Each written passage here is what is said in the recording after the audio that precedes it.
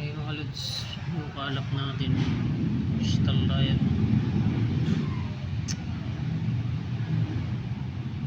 Bali, uncut pa siya mga lods.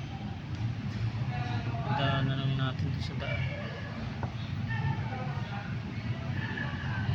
Tsaka mga uncommon species ito. Mga unique.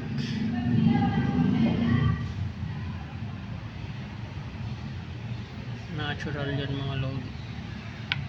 Uncut pa siya.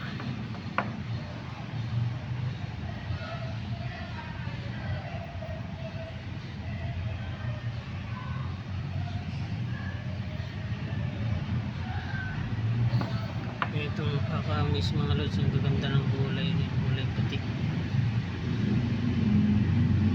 All natural siya mga lodi. Pag pinilawan mo ito ng UV, tagus-tagusan yung ilaw niya sa loob. Nagre-reach siya ng yellow clear. Pag inilawan mo siya ng ilaw mga lods sa loob, tagus-tagusan ng ilaw nito, mga crystal.